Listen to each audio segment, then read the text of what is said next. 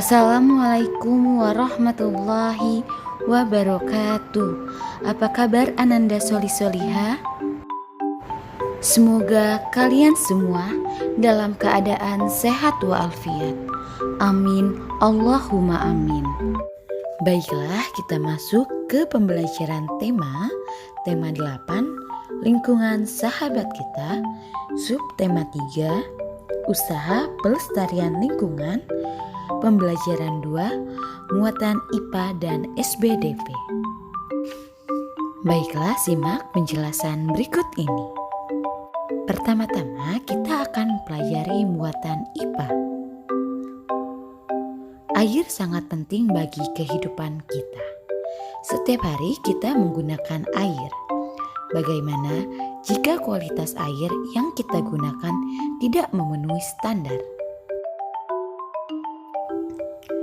Saat ini, air bersih semakin sulit didapatkan. Sumber air yang bersih akan membawa dampak baik bagi makhluk hidup di sekitarnya. Sebaliknya, sumber air yang tercemar dapat membahayakan ekosistem dan makhluk hidup di sekitarnya. Sumber air di sini bisa termasuk sungai, danau, dan sumur. Bagaimana air dapat menjadi tercemar dan tidak dapat digunakan?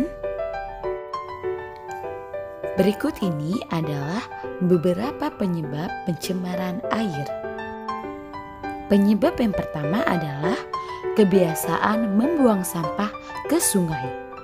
Kebiasaan yang buruk ini dapat membuat sungai menjadi kotor dan juga penuh dengan limbah rumah tangga. Dan hal ini tentu saja dapat merusak air yang ada di dalam sungai. Selanjutnya, pembuangan limbah deterjen ke perairan. Lalu, pembuangan limbah industri ke perairan juga dapat menjadi pencemaran air karena pembuangan limbah deterjen dan limbah industri dapat membuat perairan tercemar. Selanjutnya, pemakaian pupuk buatan dan pestisida berlebihan di lahan pertanian. Pupuk buatan dan juga pestisida mengandung bahan kimia. Hal ini dapat mencemari air jika terbawa dalam air. Berikutnya, tumpahan minyak dari kapal pembawa minyak. Nah, hal ini sering terjadi ya ketika kapal pembawa minyak tumpah di tengah laut. Tentu saja hal ini dapat mencemari daerah di sekitar tumpahan minyak tersebut. Jadi, ini adalah beberapa penyebab dari pencemaran air. Nah, dapat kita lihat pada gambar, jika pada air terdapat limbah, terdapat sampah, dan juga tumpahan minyak, tentu saja di sini akan membuat perairan menjadi kotor. Berikut ini beberapa dampak pencemaran air. Yang pertama, kualitas air menurun sehingga tidak layak digunakan untuk memenuhi kebutuhan air masyarakat. Air yang kotor tentu saja tidak dapat digunakan. Selanjutnya, air yang tercemar mengganggu pertumbuhan tumbuhan. Berikutnya, membahayakan ekosistem yang ada di air. Jika air kotor dan banyak limbah, tentu saja ekosistem yang ada di air terganggu. Selanjutnya, ikan menjadi tercemar logam berat dan berbahaya untuk dikonsumsi.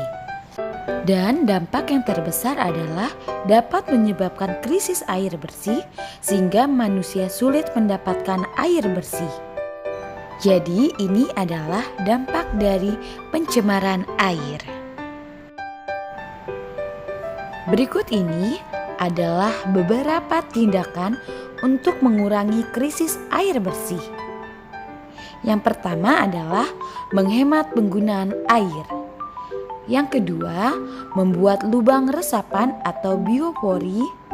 Lubang resapan ini dapat membantu penyerapan air hujan ke dalam tanah. Selanjutnya yaitu menanam pohon. Akar pada pohon dapat membuat air hujan terserap lebih baik ke dalam tanah. Selanjutnya, menanggulangi pencemaran sumber air. Hal sederhana yang dapat kalian lakukan yaitu tidak membuang sampah ke sungai. Air sangat diperlukan oleh semua makhluk hidup, termasuk binatang. Sekarang perhatikan penggalan cerita bergambar berikut ini. Dan kita akan mempelajari muatan SBDP. Dan bisa kalian lihat pada gambar di sini ada burung bangau dan kepiting. Nah, pada cerita ini dapat terlihat bahwa musim kemarau yang panjang menyebabkan telaga tempat tinggal kepiting menjadi kering. Di sini bangau yang baik hati membantu mereka dan menghantarkan mereka ke telaga yang banyak airnya. Gambar cerita merupakan gambar yang disusun sedemikian rupa sehingga menjalin sebuah cerita. Gambar cerita dibuat sesuai alur cerita dan dukungan isi cerita.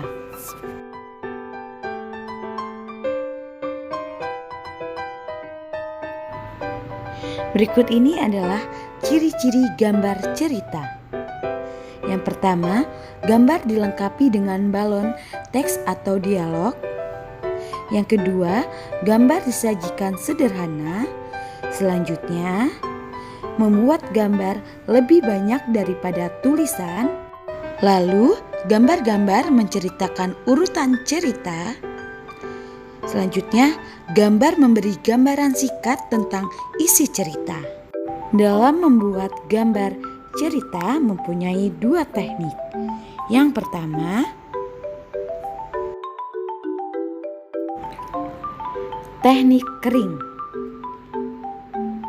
Teknik kering menggunakan media pensil, arang, kapur, krayon, atau bahan lain yang tidak memerlukan air atau minyak.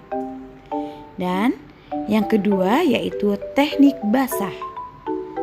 Teknik basah menggunakan media berupa cat air, cat minyak, tinta, atau media lain yang memerlukan air atau minyak khusus sebagai pengencer. Demikian video pembelajaran hari ini.